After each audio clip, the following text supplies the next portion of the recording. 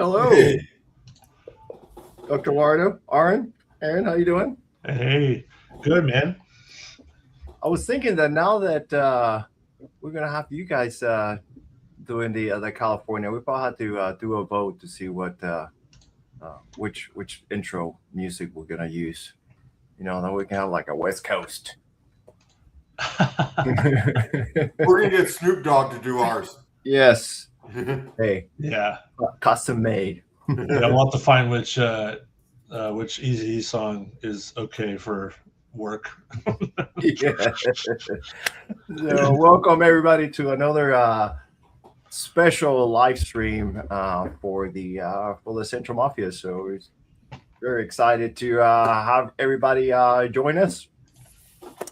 And with us today, we have Keith and Aaron joining us from all the way over there in California. So hopefully it's better than it's over here because we got that. We're not getting it as bad as the East Coast, and I hope everybody's doing well over there. But we have that spring-like weather teaser, and now it just got cold again. But I think is ASCII taking place over in California? Yeah, ASCII's in Costa Mesa. I was just outside with our my electrician doing some work, and I stand by the pond, and it's like 78, 80 degrees in California. Yeah. I talked to a few people this week, and they were bragging about the weather. So yeah. So ASCII picked a good week to be in. They're right near the beach, down in Costa Mesa. Sweet. Yeah, Awesome. it's weather. It's gorgeous here today. Now, weather? Aaron, where are you? I'm in Monterey, California. Monterey. Okay, I was going to say your office looks a little bit different than the gym one. Yeah. This is where I spend a couple weeks every couple months here. Awesome. All right. So for those of you who do not know what the Central Mafia is, we are an MSP community built by MSPs for MSPs. What we want to do is get MSPs together in order to engage, ask questions, learn from each other. We're built by MSPs, so make sure that you make those suggestions. You can reach out to us via LinkedIn, via our Slack channel, via email, however you want. We want to make sure that we hear from you. And as we bring all of you together, because we're going to talk about the upcoming meetups, we want you to make those connections. So when you go over there, you build those relationships with our vendor sponsors, with other MSPs, build friendships, and know that because every now and then you have to phone a friend, and it's good to have that contact list up to date. Like I said, there's several ways to get in contact with us. If you want to use our via Slack, there is our Slack QR code. Just take your phone out. If you're watching this later, pause it. Make sure that you're following us in there. Again, just all the way to engage with the community. If you want to know what's happening and all of our upcoming events, LinkedIn is the best way to do that. So we do have our LinkedIn QR code in there as well. This live stream and all of our live streams are recorded into our YouTube channel. So if you like what you hear today and you want to review it or share it with somebody else, just go to our YouTube channel and share that information with everybody. All the way that we stay engaged is through our newsletter. And that is our monthly newsletter. That's another way just to find out what's going on with Central Mafia. You get all your updates. There's special promotions in there from our vendor sponsors and how to get engaged with them. And then our next live stream, we do have our live streams the second Thursday of every month, typically around 3 to 4 Eastern. That's why this one is special, because this is, you'll probably see, it's like it is 2 o'clock. If you're used to a 3 o'clock Eastern and you saw this pop up on your LinkedIn, no, you're not late, because this is just a special one that we're doing. So our next one is going to be March 10th. Again, and that's going to be on a Tuesday. All right, and we're just going to be keep promoting all of our different sponsors that are going to join us at the different meetups. Speaking of our sponsors, thank you so much for all those that are supporting us. Acronis, Infinima, Pivotal Crew, Exemplify is providing us a platform to communicate with all of you, and also Moovila, which actually we have here today. And speaking of meetups, so we have 2 meetups coming up. So if you're familiar with all the things that we were doing previously, well, last year with the Central Mafia, we had the one in Chicago. So we're going back to Burr Ridge. It is a free event with all MSPs. How do you sign up? Just go to chicago.centralmafiaug.com and just fill out the registration form. The room block is still open. So if you are going to participate on the pre-day event, which is March 18th, we're going to be playing some cornhole. And cigars. And what? And cigars. And cigars. Yes. So you can enjoy cigars while others are playing cornhole. The room block is still open. So if you decide to spend the night and join us the next day for the user group, as we start at 8:00, this is the last week to do that. For our friends in California, we will be at the Anaheim Marriott Suites. If you are in that area, close to that area, please join us to sign up. It's just california.centralmafiaug.com.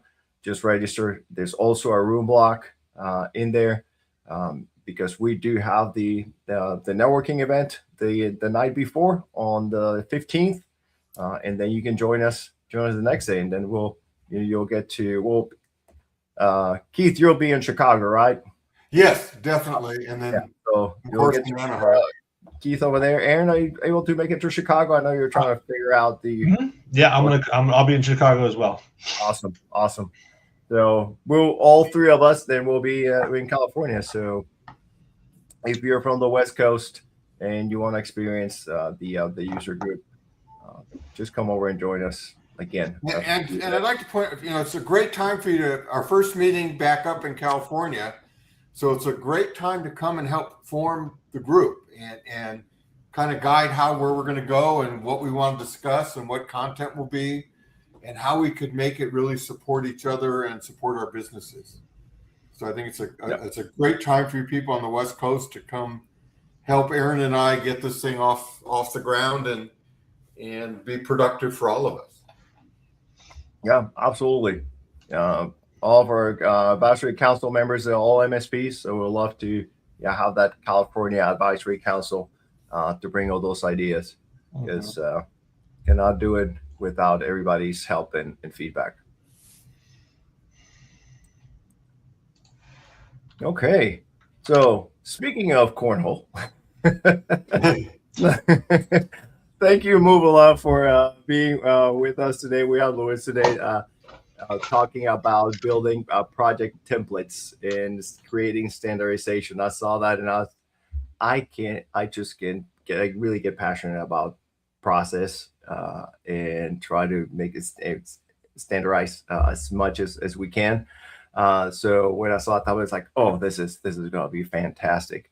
So Moovila is our cornhole sponsor. So fun fact, I was at the embroidery today. So they are doing the cornhole bags. So if you have ever seen our a LinkedIn in there for our cornhole tournament, the cornhole bags are being made actually this week. So thank you, Moovila, for continue your support to the Central Mafia, and you'll see the cornhole bags and the cornhole boards. So with that, let's go ahead and bring Louis up. There he is. I didn't know if we were saying, like, speaking of cornhole because I'm corny or no, I have to elaborate. That scared me too when he said that. I was wondering where Juan was going with that. I said it, and I was like, "This, where am I going with this?" Or like if I'll have only, to elaborate. if only my fun fact was that I was on ESPN the Ocho for the Cornhole World Championships or something, but unfortunately, Yeah. it's not the case. Is that a fact? No, that's No, not truth. not true. So if no, another fun fact is if Sean wins again, he might have a whole set of bags that he can use to play. So I think I've never they don't let me out of the office that much, so I hadn't been there to play, but I've seen when I walk in, we've got I think a total of 4 bags up there. So I think our team has won a couple of them. Yeah. I know they're actually bigger than a standard bag because they're a trophy. So but you can still play with them. I mean they still will fit through the hole, so it's all good. Yeah, my son played college ball in Kansas the second time around after he bombed out at Abilene Christian because he's not really smart. But he's not on the broadcast, so he can't hear me and beat me up. He was a defensive lineman. But they took cornhole like really serious back there. I mean, they had like different bags for like teeing off if it's moist outside. And I go, oh, really? Yeah, it was like insane. So I go, this is like a real sport. I thought it was just like something to do while you're drinking beer and smoking cigars. Oh no, people do get serious around here. Yeah, with their cornhole. So yeah, if you want to join us for cornhole, March 18th, we'll be in Chicago. Come over and make some connections, spend the night, and join us the next day for some good education and connection, and it'll be a good day. So I am going to let Keith and Aaron run the show. In the meantime, I'm just going to go off stage here. And thank you, Louis, for joining us. I'll come back. And again, thank you to you and Moovila for your support of the Central Market. Really appreciate it. Yeah, thanks for having me. Hey, Louis, I'd like to start. This is a important topic for me and the way my MSP operates, because we actually wrap support around services around support of projects we develop. So we develop software like the dispatch systems for the Port of LA and so on. Okay. And basically in that type of model, which we find profitable, if your project sucks, you may be ending that relationship before it really gets to the profitable stage. Yeah. So when I saw your guidelines and what you're going to talk about, I thought this is really good for us that are developing solutions around really business projects that help business outcomes. And it starts with project-based, and I think it overlays into what we're doing now in the compliance or the cybersecurity world, and however they like to pitch that, and say, if we don't get those projects start off right, we're not going to have this really good long-term relationship on the support, which is usually our profit margin, and to continue to do new projects, which enhances our income. So seeing your guideline, I was very excited. Hope I didn't steal any of your thunder there. No. I didn't know if you said like important topics. We're going to start with weather or something, because that's usually where I go. But you're spot on. I mean, even especially now too. I'm sorry to say the word so quickly, AI, but I'll do it, right? And all these different bots and whatever you want to call them, right? A lot of those are projects as well, and so we're seeing that too. But I think the most simple example is on the MSP side, right? Everyone's going through the recurring revenue, or your point, the support of those tools you're deploying, and the first interaction you have with a new MSP client is an onboarding, and I would say 95%. I mean, this could be high. 95% of MSPs run their onboardings as projects, right? So that's your first interaction with your client. It's your client's first engagement to see how you operate, and sets the tone, to your point, for the entire relationship.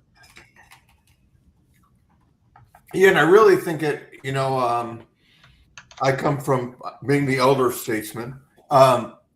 We were back in the time when technology was really being introduced into business.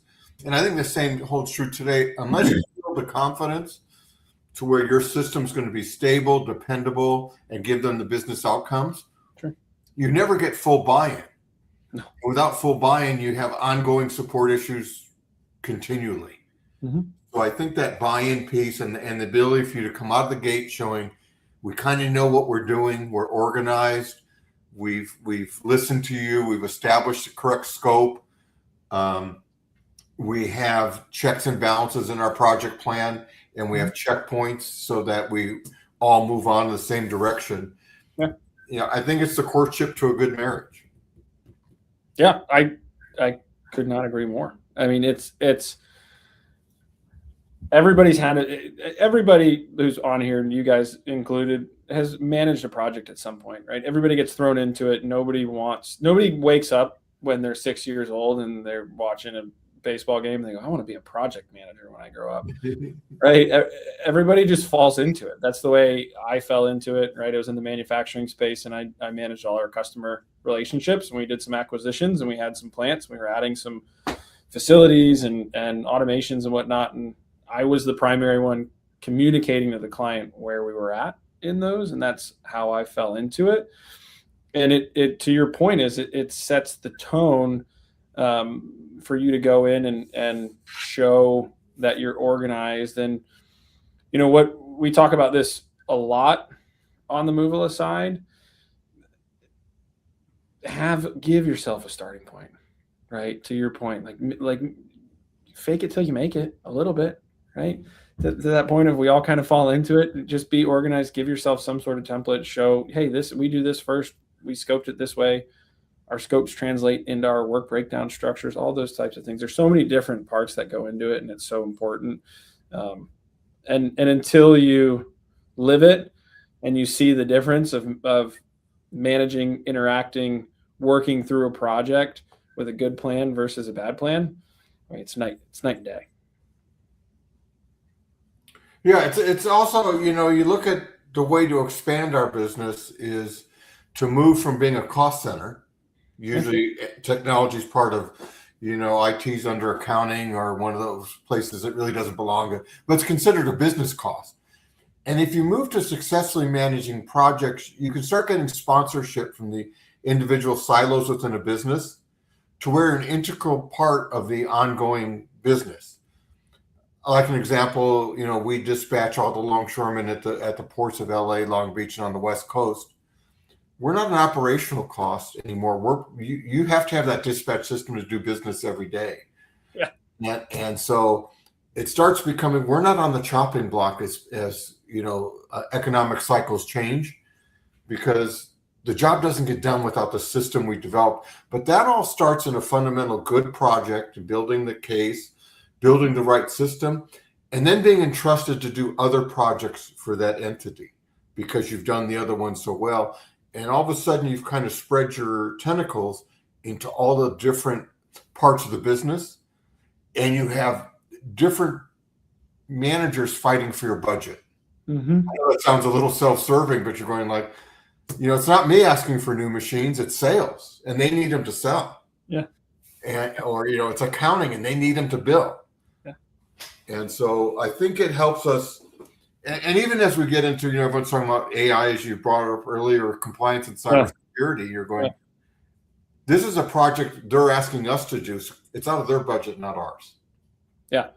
Yeah. The best that I've seen, some sort of QBR, some sort of VCIO, pre-sales, sales engineering, whatever you want to call it, but they're engaged in constant conversations with their customers saying, hey, what are your plans for the next 3 to 5 years? Oh, you're going to acquire a couple of companies, right? That means you're going to have to migrate them into your systems, into your Microsoft, right? So you're going to have a couple of these projects that go along with that are going to cost X, Y, and Z. So as they're looking at their acquisition cost, right, they can layer that into it, right? And to your point, Keith, it's not on the chopping block. When they go, oh, shoot, we forgot that we need to migrate all 365 of those users. We're like, yeah, we already budgeted for it. Our IT provider, our partner, we've already had this conversation. They're ready to go. They've got it in their queue to try to knock it out. And that way, it's not a surprise. It's not a fire drill. As far as we talk about planning and templates, you've already built out your initial plan on those types of things. So yeah, the best ones I've seen is they kind of build that roadmap. They set that stage as the partner. to be able to do these things in your business, you are going to need these tools, these services to be able to support that. And how can you do it better and faster and all those good things? And there's nothing better than graphically showing the deliverables, the checkpoints, and the dependencies. And I think that's important because it helps get the buy-in from all the players along the way that says, if you can't give me, the document I needed, you're slowing this all up, and it backfills. And so, and it also prevents scope creep, which, accounting will just kill you for, because they're going like, this was a $1 million project, not a $1.1 million project, right? Yeah. A lot of different ways we can dive into that one there. And it kind of goes back a little bit earlier, that scope you've built, like there's needs to be, that's one thing that blows my mind a lot in this space, is that I'll ask operations teams, I'll say, okay, well, so at a most basic level, how do you build your work plan? How do you build your work breakdown structure, whatever you call it, whatever system you're using for it? And everyone's like, well, kind of just throw some things together, or we just have 2 tasks in there, one for management time, one for engineering time. We just dump all our time against it. Okay, well, how do you know what it is you're supposed to be doing? You're like, well, we have a scope and we review it. I'm like, okay, well, let's review that scope. And what's crazy is most of the scopes I see, like, it's pretty clearly documented. Right. We're going to do this first, and then this, and then this, and then this. And I was like, guys, that's your work breakdown structure right there. Just take that, set that as each of your tasks, figure out how many hours you're going to put against each. And for the most part, on the sales side, they have templates that they use for those scopes that they're building out. So if you don't have templates, that's a great place to start. Go to your sales team, be like, hey, how do you guys put together your scopes? Is it a Word doc? A lot of people have a big labor calculator, a bunch of lines and buckets, right? And so use that as your work breakdown structure on the project side, on the operation side. And that is huge to help identify your scope creep. You're like, yeah, we know we're going to do these things. We know that this one should take roughly 10% of the time, 20%, 30%, however you look at that. But if you just have one big bucket, you're like, I don't know, budgeted 100 hours, we're at 80. Hopefully we only need 20 more. Yeah. And I know a lot of us MSPs have tried, not to put down our PSA vendors, but they do something else. They don't do projects well. And one of the drawbacks I found was, you start reporting back to your customers in a ticket, which is the same format we've inundated them with all the stupid things like I fixed your paper jam.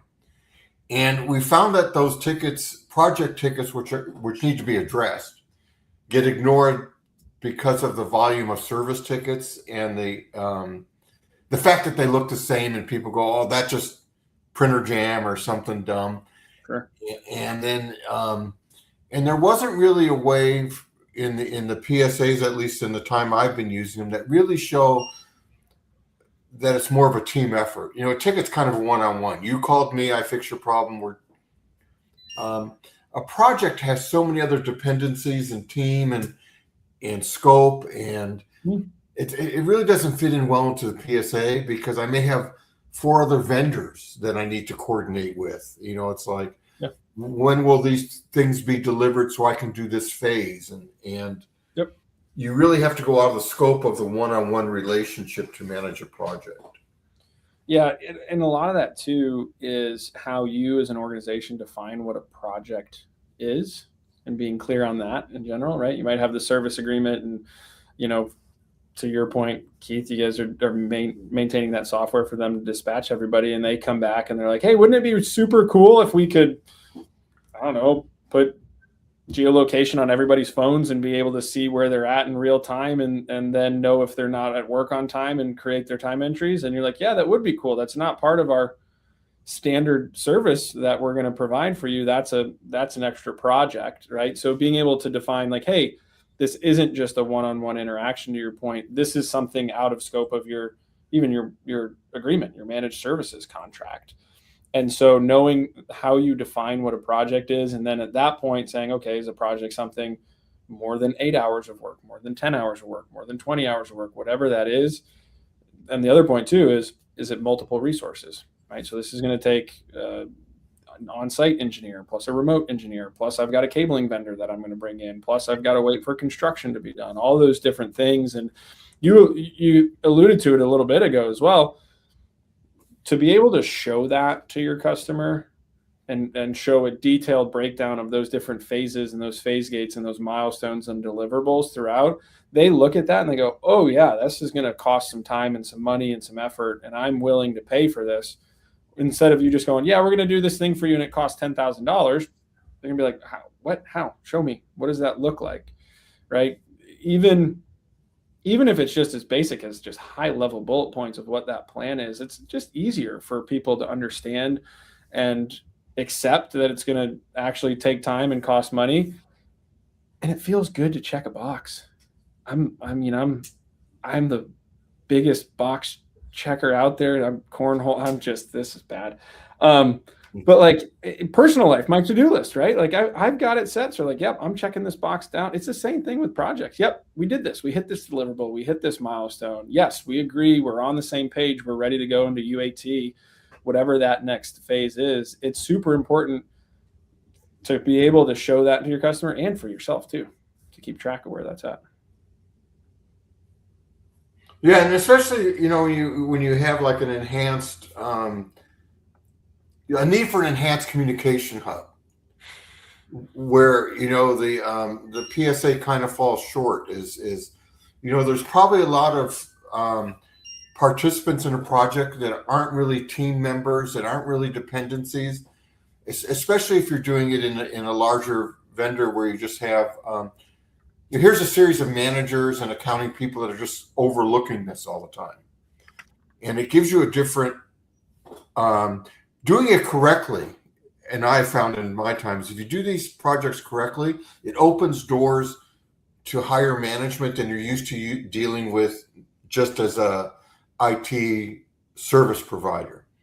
Now you're in discussions with C-level people, with budgeting people. Yeah. You're seeing your business expertise, and by presenting a good project plan and a good communication hub, your business acronym. And so they're saying, boy, this is some guy that it's just not a guy who's just going to fix a jam printer or reset a password. He can help me develop my business and increase my business outcomes.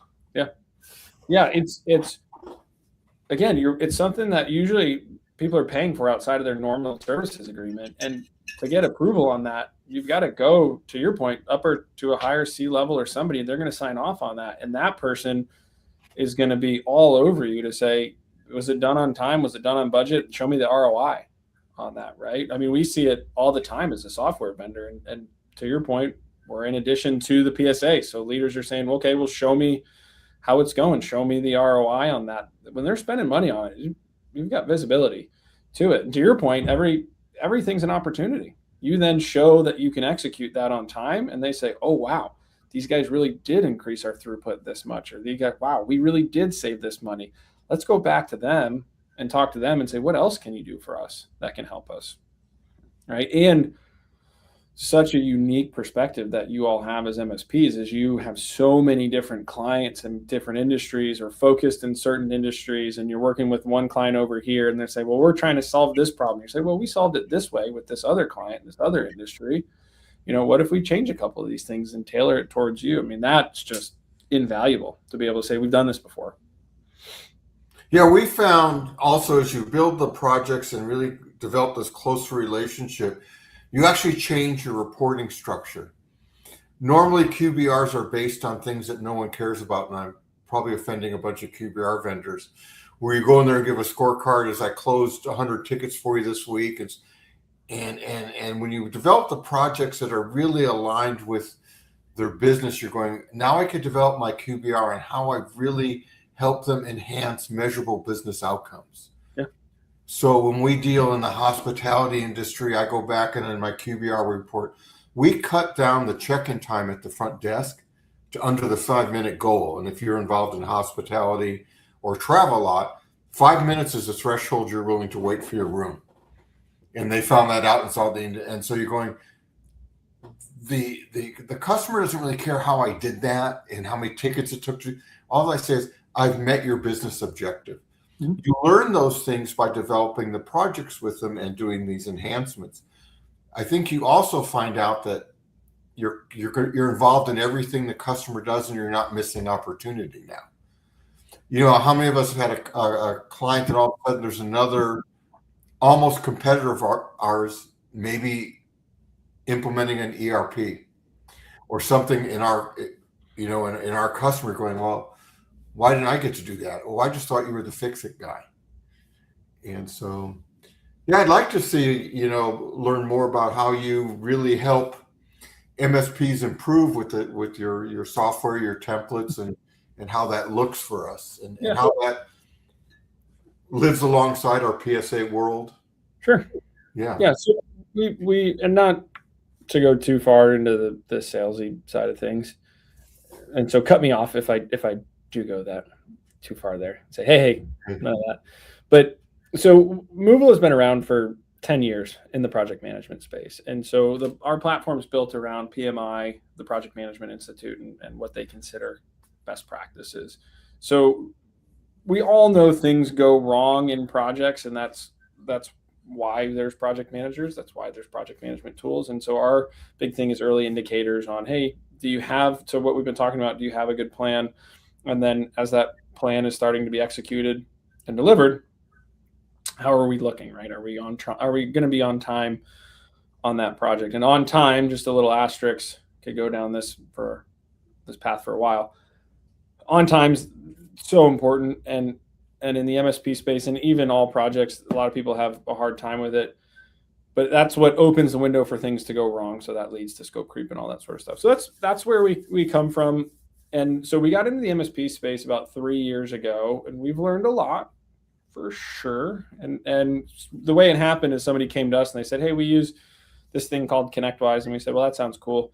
And they said, we like you, but if we use you, we've got to have that data over there because it's our source of truth. And so we went through the Invent program and we built the integration. And so we've been really heavily focused on MSPs over the past 3 years. And kind of like what I was talking about earlier, we found that a lot of people just don't have robust work breakdown structures or work plans because they're just used to doing things the same way they are with service tickets. And I do want to say pretty clearly that no matter what system you're using to manage projects, whether it's PSA or a project management tool or just spreadsheets on the side, it all starts with process, and it all starts with how you're doing things in your order of operations. You can't automate anything, or you can't add automation to anything unless you have a process for that. And so a lot of what we do when we get customers is we work through, hey, what does your project process look like? How do you hand off from sales to operations? Okay, you got your plan, you're ready to go. So then how do you execute and deliver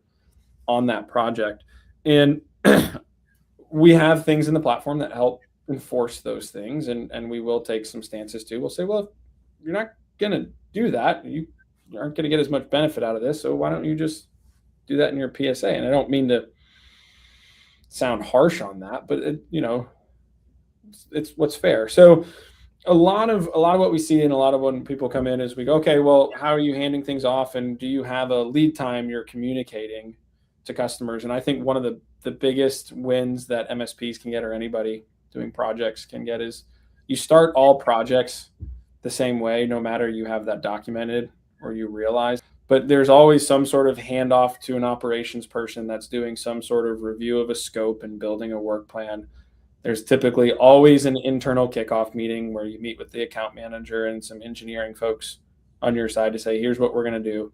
And then you have some sort of communication with the client. And what a lot of people don't want to say don't recognize, but it's hard to see until you actually sit down and think about it, is with all those activities, you don't touch the client. You don't contact the client until like 2-3 weeks in from when they signed.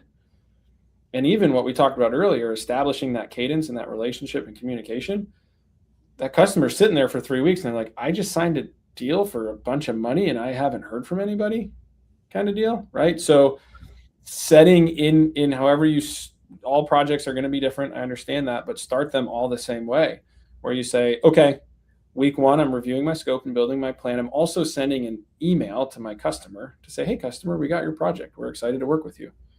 Week 2, I'm going to have an internal kickoff. Right, guys, here's what we sold. Here's how we're going to execute it. Again, everybody knows the closer you are to that close and talking about that, the fresher it is in everybody's mind, especially who sold it and had those conversations with the client. They can hand off that knowledge. And then in week 3, you're meeting with that customer and saying, okay, well, we've ordered equipment, and equipment's going to take 3 weeks to come in. So we're going to start configuring at this point. So where I like to focus and where we focus a lot is around that process, what your work breakdown structure looks like, and then even drilling into saying, okay, what are the bookends like we're talking about here for your project? You start them the same way, you finish them the same way.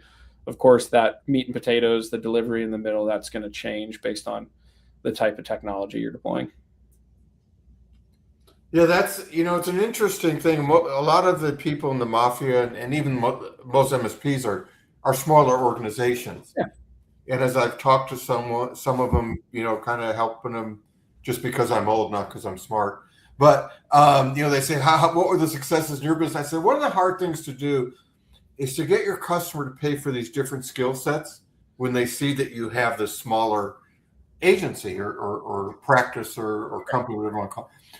When you bring in good project management templates and procedures and software and whatever you use, that helps you justify that additional line item of project management. Where if you're just doing that through your ticketing system, they're going, well, I don't see project management in this. Why is there this line item? Yeah. Because they're used to dealing on a smaller basis. So really having that concrete project plan, first of all, helps you get paid on your releases, helps you substantiate and set the payment schedule, which is important in all of our income base. And then it also helps you establish those different line items and maybe discovering project income that you've been leaving on the table because you haven't had the tool set to properly execute. Mm-hmm. And do you fit in that theory and that idea, and does your software help close that gap? Yes. Okay. I don't know. There's a couple different things to unpack there. The first one is project management time, right? That's always a fun one because people come in and will say, well, how are you charging for project management time? People will say, no, why would we do that? The other one that's always an interesting conversation is, are you charging or are you capturing and recording the time you're taking to scope those projects? Because a lot of times there's a lot that goes into scoping those projects. It's a substantial amount of hours. So those are always interesting ones to ask and see how people are incorporating those, it's going to vary on how you sell those to your customers, or if you can sell those to your customers, right? If you have a 10-hour project and then you have a line item for 2 hours of project management, however you show that to your customer, they're going to say, well, I'm not going to pay an extra 20% for somebody to manage this thing, right? So there's always a little bit of give and take. Early on in my career too, I had a huge automated manufacturing line making, I think it was hand sanitizer in COVID. And I was like, well, where's our project manager? And like, well, you guys didn't pay for that. And I was like, we should just get a project manager. And they're like, no, that costs money. And I was like, no, we're paying a lot of money for this. We should get right. But understanding that it does cost, and people just have a hard time it's just the nature of everybody, right? That everybody underestimates how much project management actually takes and what goes into it. It's rampant across all industries. So just keep that in mind as you're selling these things, and you track that time on those projects, so that as you get to the end, you're like, hey, sales, I know we didn't want to sell it because we felt the customer would say no to it, but like, we spent an extra 10 hours of administrative meetings and management time on this project. Like that is a real cost, and that adds up across a number of projects. And I come from a development world. I helped develop like the data gates that were used for software technologies like Oracle here. And you go and done projects like the shop floor for Boeing C-17. And I always tell people this, I go, project management done correctly is really a cost savings. Mm-hmm. Because as developers and technicians, we're not happy till we've developed the perfect widget. So sometimes we get in our creative mindset and you're going, we forgot about budgets and we forgot about deadlines because we're going to make the most perfect solution, the perfect piece of software. It'll never come to market. And then as you also have end customers who are not kind of kept on task, they'll keep going, oh, add this in now. Yeah. And so I tell customers, I said, if you really want a stable system or piece of software, you do it in releases, you do it in phases, you do it in priorities, and you keep everyone on task. Mm-hmm. Otherwise, you're paying for a lot of scope creep, which ends up being more expensive and upsetting the guy with the checkbook, who's Mm-hmm. usually our customer, the CFO. Mm-hmm. And then you're also never over, and you never get it into production to get paid on it. So you're going, a good project manager can save a project, can save everyone money, and keep everyone sane, and control the lust to maybe have too many meetings because everyone wants to talk about how they're going to make it better.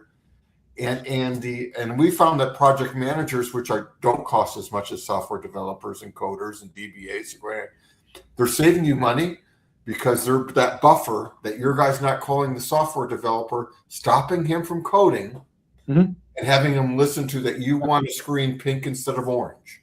Yeah.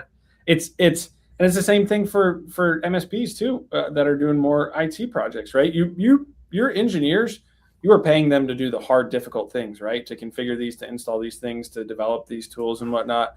And if you have your engineers doing the management of their own projects and talking back and forth with the client, sitting on those meetings, like those are valuable hours that are being burned on, to your point, Keith, a not as expensive resource. Also, find the right resource. They will save you money, right? They'll help your throughput. They'll get more projects out the door. I can't tell you how many times I hear the project team gets approached towards the end of the month and like, hey, we didn't close as many new clients as we did. We're not going to hit our revenue goals. Are there any extra projects we could push through so that we can show that our total revenue is where it needs to be this month? And the good project manager is going to be able to look at the portfolio and go, you know what? Yeah, we can still bill for this percentage on this project. That's going to be progress billing, but we've got a 20-hour, migration that's out there that I can push over in and get that through and bill for the whole project at the end of the month.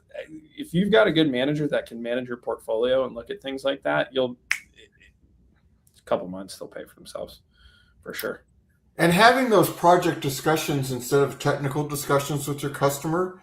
We just had a Prism Aerospace, and just in talking, they go, oh yeah, we're getting approved to do this new project under the Skunk Works. It's not really a technical project, so we didn't call you on. I go, oh yeah, it is, because now we have to set up those lines of communication into the Skunk Works. We have to meet their compliance. Mm-hmm. And so it'll open the doors to things that your customer maybe thinks they don't need to call you in on because they don't view them on the surface as an IT project. Yeah. Even little things like we're upgrading our accounting software or bringing in a new payroll service. Oh yeah, we're in that group. You want to call us now instead of when everything breaks and all the integrations we break, and then we're fixing things on an emergency basis. Yeah. So I think that establishing that relationship as being a project, able to manage projects, and you can use that skill even in the daily service calls. Instead of your tech running on site to do the 5 things you assigned him and getting 10 other tickets at the last minute, you've created good habits within your company on planning and project and allocating, and pass that on to your customers. Yeah. Aaron, I'm sorry, I've been talking too much and not including you. Do you have anything you? No, I'm just. I forgot we were on a webinar, and I thought I was just sitting here talking to Louis alone. I'm sorry. No, I'm just riding the wave. I mean, it's been, all stuff that we, it's kind of what we were talking about, having a, like managing project management. It's one thing that you have to do. You have to go through and you have to do projects, and you have to sort of either as a service manager or MSP owner or what would be a project manager if you don't have one, defined, to understand just how real that is, about the time it takes, all the the milestone meetings and the the QA, and then even just like the onboarding of the project after sales, the offboarding of it to support afterwards. All those things I've had to do and then realize, and then then the team's on board, they understand, and then finally you have to find a way to communicate that with the client. And it's going to depend on the maturity of the client on how much they understand that right off the bat. Some clients will get it right away, especially if you have a good way of like explaining it and showing why it's valuable and how it helps them.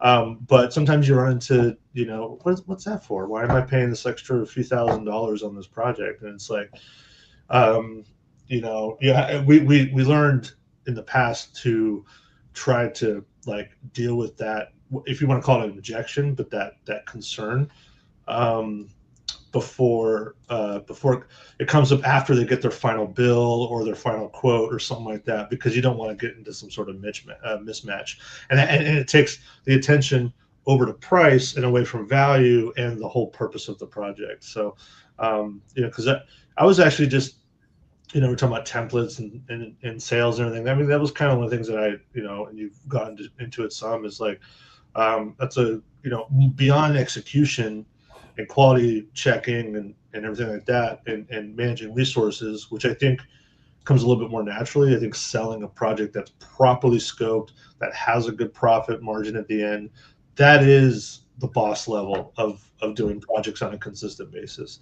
I find it much more easier to blow budgets and do an excellent job at a project on the service outcome than it is the opposite, right? It's like that's always, I think, what suffers first is profitability, like not having some scope creep monster that just like eats up all of your projected time and all that kind of stuff. So I mean, that's kind of where I think, and you were kind of going there a little bit, like what would what's worked for MSPs in kind of helping the project team, sales owners being able to manage that.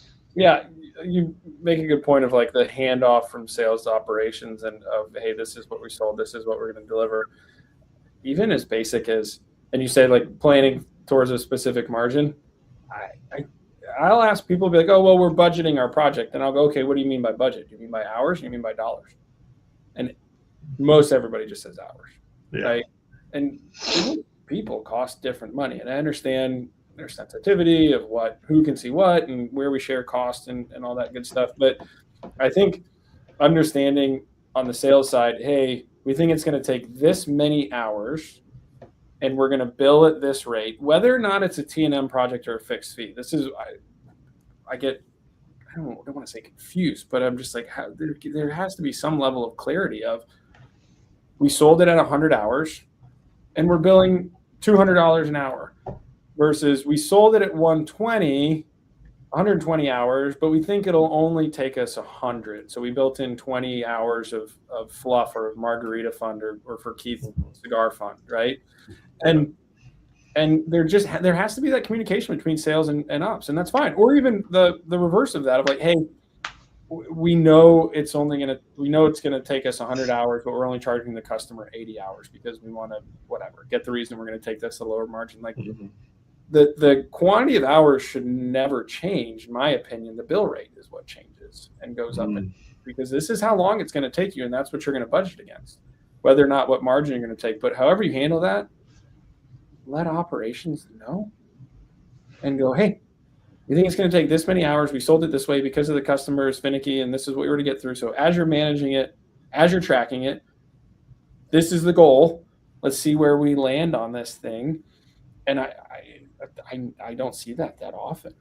Yeah. So if they declare a certain amount of hours, and then all the rest of the planning and selling happens after that, then that holds the project team accountable to executing each task in the amount of time that they said, hey, this is how. Because if it doesn't, two things happen. One, something got off the rails and it didn't get pulled in and get sorted out before you got to that next milestone, or there was change requests and scope creep from the customer that weren't, because those are two different like you got to have two different hedges for that, right? Being able to stop operations from blowing up their own numbers and having a client, because clients are sneaky. It's easy on paper to plan, and then like honeydew lists and this, that, and the other thing clients can throw, I'm not trying to throw them under the bus, but because you're in service, so you don't want to like you have to. There is a point where you have to be very clear through the whole process so that you can't stop things. Okay, this is a change request. This was not the original scope, and sometimes they don't immediately understand that that's what's happening. Yeah. So I just got the notice we've blown through our time really quickly. We have a few minutes left, but I wanted to ask one. As you develop these templates, especially they become reusable and you fine tune them, does that become an asset to sales? Because now they have some almost products to sell. So now all of a sudden, instead of an ambiguous onboarding, they go, oh, we've onboarded all the time. We have this template here. It works.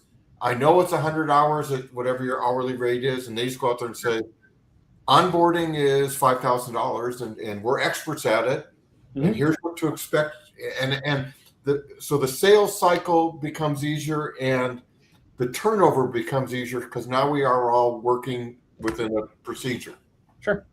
Yeah, and it's onboarding is a great example. Like here's our standard stack everybody gets, and then we've got all these little add-ons, right? Oh, you want to add MFA? Everybody should have it, please. But you want to add MFA? Like that's an extra, $1,000 or whatever it is to onboard it and for the recurring. So yeah, it absolutely is, and that's what I was talking about. What we find most of the time is that operations doesn't have those templates. And it's the sales that actually do have those templates because they're already selling those things as products, as productized services. Is that a thing? Productized services. We typically find that's the case. Like sales already has this stuff and operations just has like standard, like I said, project management task, engineering task. So it's actually interesting enough, kind of the reverse, right? Where it's like operations, you should go to your sales team like, hey, how are you guys selling? Like where do you find these things? Where do you pull it from? And start to build your templates off of that. And then you start to get yourself a feedback loop too. Because then you're saying, hey, sales, we've run this project about 5 times now. Typically, this takes longer, right? The UAT always takes longer because there's always a couple people who need extra hand holding, right? So can you start increasing that quantity of hours a little bit more? So it gets you this feedback loop. Aaron, you started to mention it, on the backside of the project, handoff to service. We were talked about the beginning of a project. You should do the same stuff at the end. Document, support, handoff, do a review, and then meet with your sales team and say, hey, how did it go? Were we under or over? So you use that to then kick those back into the sales templates. Seems like a great baseline for your postmortems too, to improve your processes and your procedures and really fine tune it. You look in the PSA, is that everything goes in a product catalog, even though it's a service. So I think there is a thing called a product service or service product. It is a product class that is a service, I think is the right. I get it confused. That is a fun one to play with too, if you know what I'm talking about. Yeah. Wow, this sounds interesting. It's something we could even dig in deeper at one of our meetings and really walk through and show how we, your software integrates to help with billing and utilization and all those other things we deal with on a day-to-day basis, and give people more insight into, hey, before you book this, remember we have only one software developer, one DBA, and having those schedules. Yeah, and where's the leader back? I was just going to offer happy to, even without, happy to do that whenever y'all want. Happy also if anybody wants, like, hey, can you send me an example of some templates, base templates you've seen work? Happy to send those to anybody that needs them. Great. Louis, thank you so much. What's the best way to reach out to you and LinkedIn is fine, or which I think my LinkedIn should be linked to this, so you can LinkedIn there, or my email as well, which I don't know, Juan, if you guys follow up after this to everybody, but you should feel free to send my email to anybody. Perfect. Or just if they want to book a demo, they can just go to Mobile's. And will we find you in Chicago at the cornhole courts, or is that? Like I said, they don't let me out of the office too much. So I have to see. It's kind of just like, hey, you're going here and there. I haven't heard about this one, so I'll have to ask. I'd love to. I grew up in Chicago, so I'm always glad to go back. Oh, cool. Yeah, I love this subject. By the way, it's interesting that I was late. They were texting me like nobody's in the live stream yet, and I was like, because we're just actually talking about scoping projects before this call. So I'm very passionate about building those processes and and the loops and the handoffs and make sure that one feeds the other, right? Because you have the whole implementation and then all those lessons learned and how you can feed it back to sales and I think that's one of the cool things about Moovila and the software. It's able to feed that back in and always and learn from past projects. So yeah, so if anybody's interested, just reach out to Louis or just Moovila, and they'll have some cool stuff going on in there.